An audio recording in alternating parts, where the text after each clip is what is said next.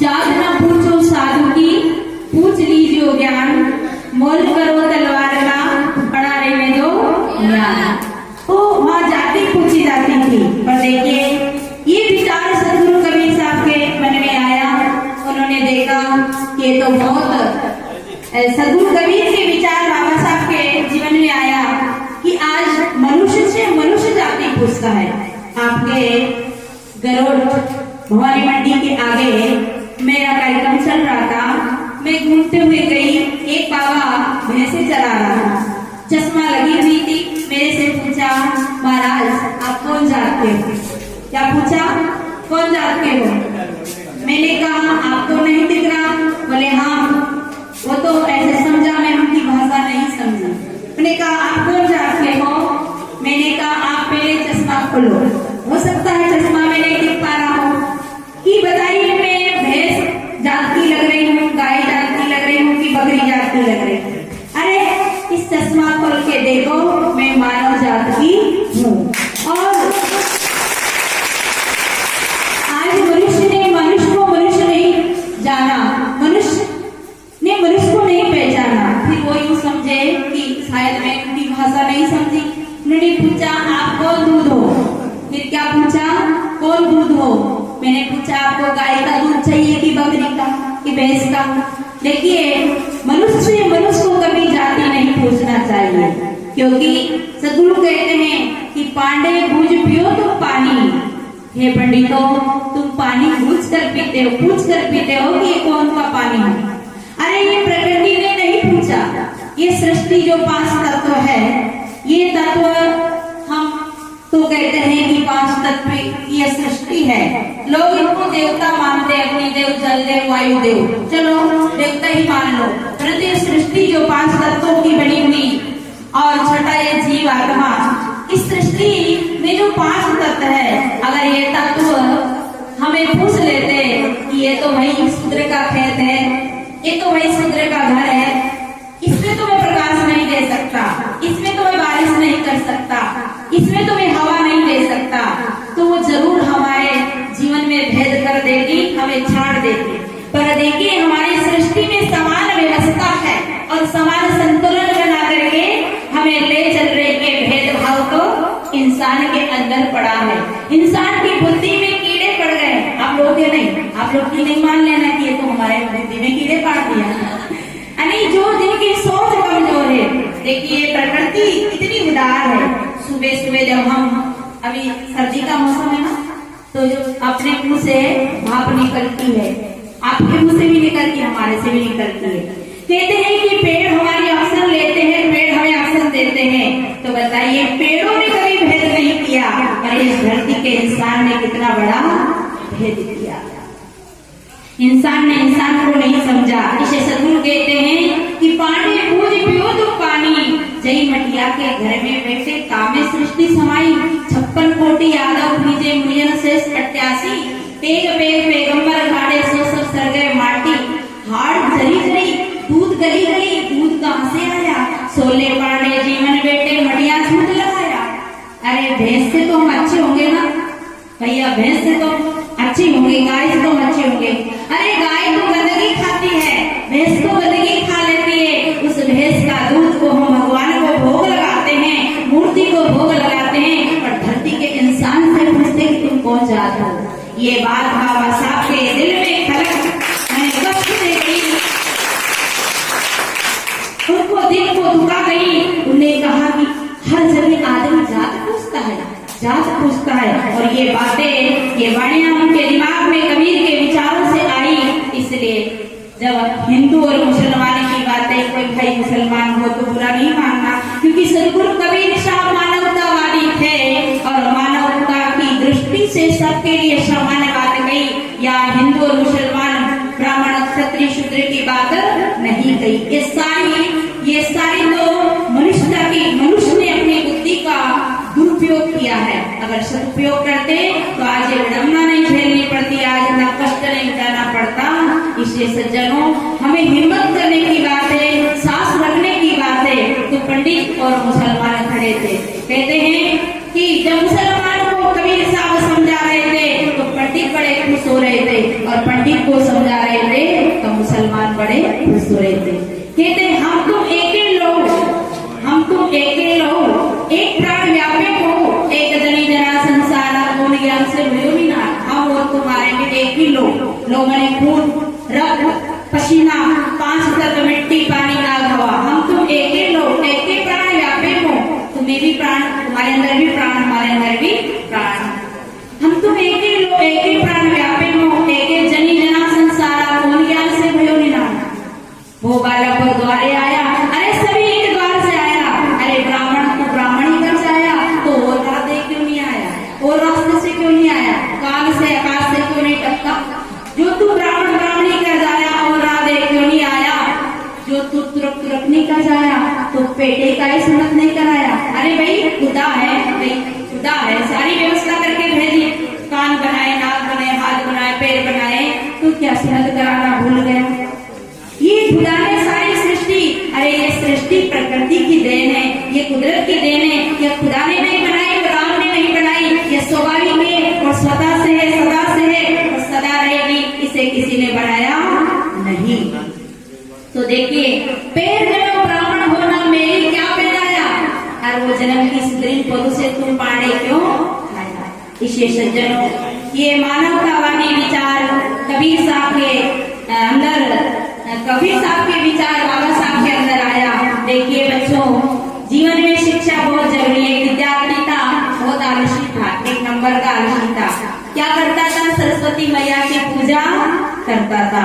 पूजा जरूरी है, किसकी पूजा, पूजा करना जरूरी है, पर किसकी पूजा, पूजा नहीं पूछ लेना है, किससे, माता और पिता को पूछना है, पूजा नहीं करना, बड़े को पूछना है, पूजा नहीं करना, पूजा नहीं करना, पूछ लेना है, पूछ के काम करना है, टीचर से पूछ लेना, अपने गुरु से पूछ लेना कि मेरे जीवन में कल्याण का कौन सा काम है। तो विद्यार्थी पूजा करता था सरस्वती मैया की, रोज जाता था, पर आलसी था, दिन भर गुल्ली डंडा खेलता, बच्चों में खेल किया जाता था, कुछ नहीं पढ़ा, कुछ याद नहीं किया। जब पेपर का समय आया, जब पेपर का समय आया तो क्या लिखे, कुछ याद तो था नहीं, क्या लिखे, उसने एक बात लिखी, हजारों की किस्मत तेरे हाथ है, इसमें पेपर में एक लाइन लिखी, हजारों की किस्मत तेरे हाथ है, हजारों की किस्मत तेरे हाथ है, हे मेरे प्रभु, हे मेरे मालिक, पास कर दे तो क्या बात है। जब पेपर जसने गए, जांचने वाले ने देखा उसमें कुछ नहीं, खाली खाली एक ही बात लिखी है। उन्होंने लिखा, किताबों की ढेरी तेरे पास थी, किताबों की ढेरी तेरे पास थी रे मूर्ख, याद कर लेता तो क्या बात है। हमें पुरुषार्थ करने की जरूरत है। आज घर की नारी अगर अनपढ़ है तो घर के पढ़े लिखे पुरुष को माथे में हाथ धर के बैठना पड़ेगा। कैसे समझाएं, इस प्रकार समझाएं। तो घर की नारी को भी बहुत जरूरी है। एक घर में औरत अनपढ़ थी और पति पढ़ा लिखा था, और आप लोग के जीवन में भी ऐसी घटना हो गई है, क्योंकि नारी तो पढ़ नहीं सकती थी, नारी तो आगे बढ़ नहीं सकती थी, नारी का तो कोई अधिकार ही नहीं था। यहाँ तक कि नारी मंदिर में भी नहीं जा सकती थी और शूद्र दलित भी मंदिर में नहीं जा सकते थे। जिस भगवान ने, जिस अल्लाह ने हमको सबको बनाया, जब उनने कोई भेद नहीं किया, पर मनुष्य ने हमें मंदिर में जाने का अधिकार नहीं दिया और पढ़ने का अधिकार नहीं दिया, ग्रंथ रामायण पढ़ने का नहीं, मंदिर में जाने का नहीं, तो बेचारी कहाँ पढ़ी थी, अनपढ़। और बताऊं, पढ़ने का अधिकार तो के तो पढ़ता था ब्राह्मण का बेटा, और के पढ़ता था राजा का बेटा। यहाँ तो भोजन के बदले दिन भर मजदूरी करना पड़ता था, भोजन मिल जाता वो भी बहुत बड़ी बात थी। तो पत्नी अनपढ़ थी, उसका पति बड़ा पढ़ा लिखा था, इंग्लिश बोलता था। हमारे बाबूलाल जी की जो बिटिया है ना, जब वो हम आए तो हमसे इंग्लिश में बात करने लगी। मैंने कहा हम अनपढ़, हमसे इंग्लिश में बात ना करो।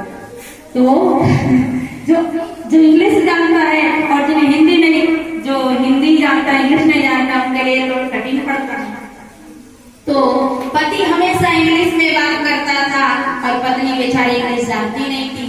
अब क्या हुआ, पति का मित्र आया, दोस्त आया, और पति शॉर्टकट में बोला कि सुनती हो जी, 2 कप टी, 2 चाय बना दो। तो पत्नी बेचारी को कपटी का अर्थ नहीं समझी। उसने कहा तेरो बाप कपटी, तेरी माँ कपटी, तेरी बहन कपटी, मैं क्यों कपटी? क्योंकि समझा। सदगुरु कहते समझे की गति एक है, जिन्हें समझा सब ठोर, कहे कबीर के बीच के बल के ओरे हो। एक छोटी सी कथा सुना के बात को खत्म करूं। कहते हैं कि बेचारी गांव की औरत थी, बिल्कुल अनपढ़ थी, तो गांव में सुनती थी कि धर्म करना चाहिए, जीवन में धर्म होगा तो जीवन में कहते पुण्य मिलेगा, और धर्म करने वाला स्वर्ग जाता है। लोगों ने ऐसा सुना है, जो धर्म करता है उसको जन्नत मिलती है और स्वर्ग मिलता है, और स्वर्ग का लालच बहुत बड़ा बड़ा दिया। सुख का नाम स्वर्ग है, विवेक का नाम स्वर्ग है, शांति का नाम स्वर्ग है, ऊपर का स्वर्ग नहीं है। बैकुंठ कहीं नहीं है, तुम्हारे जीवन में कुंठा कलेश नहीं है तो यही बैकुंठ, और कहीं बैकुंठ नहीं। परंतु हमेशा लालच दिया गया है बैकुंठ जाने का।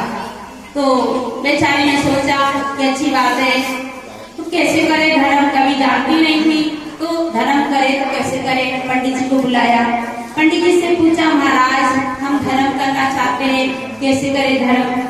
तो पंडित जी ने कहा एक काम करो, सत्यनारायण भगवान की कथा करवा दो, सारा धर्म हो जाए। क्या करना पड़ेगा महाराज? बोले घर आंगन लीप लेना, बढ़िया मंडप बना देना, और तुम्हें ना सत्यनारायण की कथा की सामग्री मंगवा लेना। भोली भाली थी, अनपढ़ थी, और जात थी गुजर। यहाँ कोई गुजर आए होंगे, वो जाति की थी गुजर। तो गुजर हाथ में कड़ा पहनते, आप लोग देखे होंगे, इधर जयपुर के आसपास जाओ तो माताएं भी हाथ में कड़ा पहनती, तो बहुत बड़े बड़े आधा 250 ग्राम के कड़ा पहन रखा था। गुजर की पत्नी ने कहा देखो जी पंडित जी आएंगे कल अपने यहाँ सत्यनारायण भगवान की कथा है। सज्जनों आप एक समझना में सत्यनारायण भगवान की कथा सुनाने आई हूँ। तो गुजर बेचारा अनपढ़ था, भोला भाला था, आया पंडित जी, कथा शुरू हुई के बोले क्या करना पंडित जी बता दीजिए, हम कुछ नहीं जानते। तो क्या कहा, जैसा मैं कहूँगा वैसा करना, और जैसा मैं करूँगा वैसा ही करना है, जैसा मैं बताऊँ वैसा ही करना है। बेचारा वो अनपढ़ गुजर बैठ गया जजमान बनकर पंडित जी के सामने, पंडित जी के सामने बैठ गया। तो पंडित जी बोले, क्योंकि गुजर को कुछ पता नहीं था, यूं कहा कि जैसा मैं कहूँगा वैसा ही करना। और आज हम आपसे कहते कि जैसा हम कहे वैसा करना, तो आप नहीं करोगे, क्योंकि आपकी बुद्धि है, आपका विवेक है, आपकी पढ़ाई है, आप तर्क करोगे, पूछोगे कैसा क्यों करना, पर वहाँ क्यों की बात ही नहीं थी। कहा जजमान आप एक काम करो, हाथ में रुपया ले लो। तो पंडित जी बोला जजमान हाथ में रुपया ले लो। तो जजमान बोलता कि जजमान हाथ में रुपया ले लो, मेरे हाथ में धागा ले लो।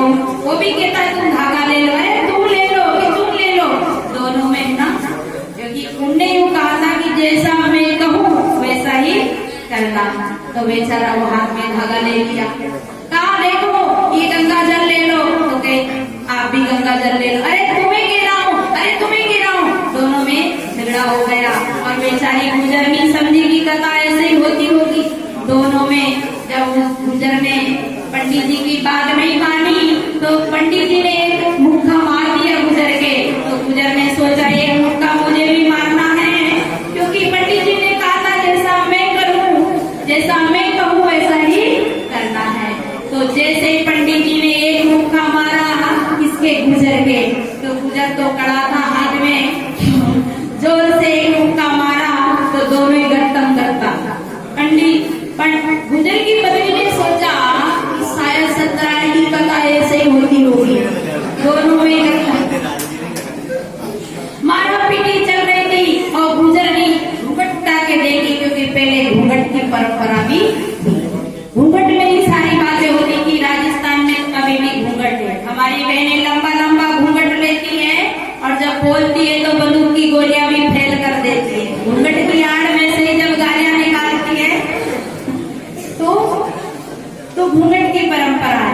घूंघट तो जरूर लेना, परंतु नेत्रों का घूंघट हमारी दृष्टि सबके प्रति समभाव से, प्रेम भाव से, सबको पिता पुत्र के रूप में देके, पति को छोड़ करके सब हमारे पिता के स्वरूप में बराबर के हैं, तो छोटे हैं तो बच्चे के रूप में, तो बराबर के तो भाई के रूप में। ये घूंघट है। अब घूंघट ले लिया और आप कहीं घूंघट लेके चल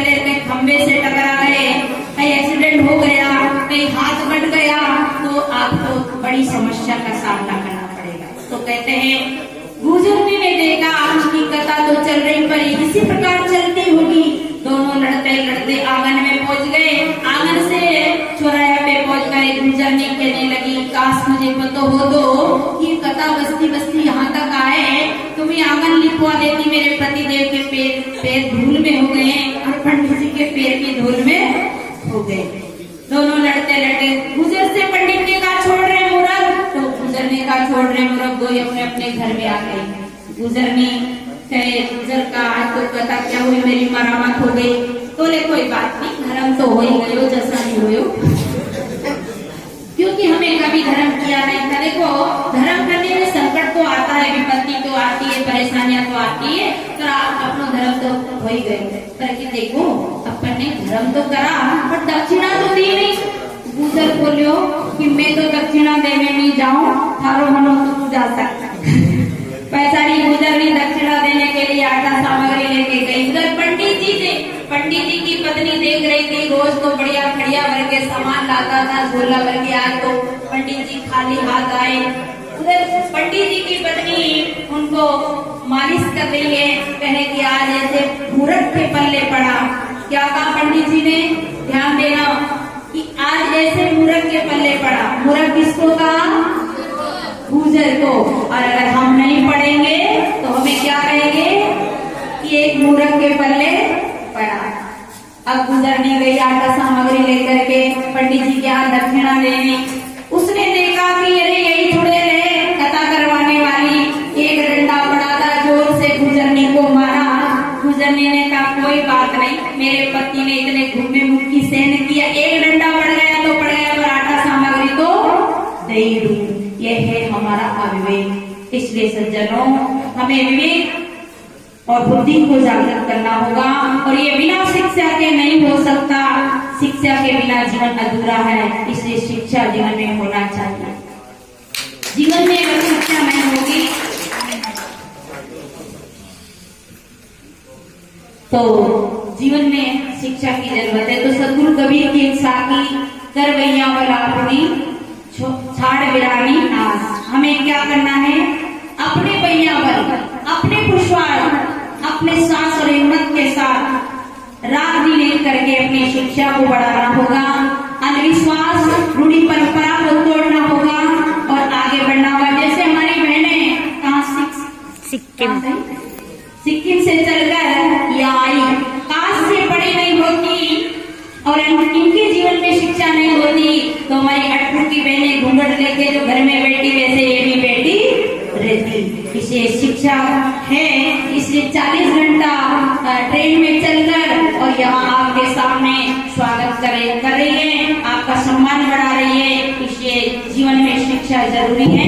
शिक्षा के बिना हमारा जीवन सार्थक नहीं हो सकता।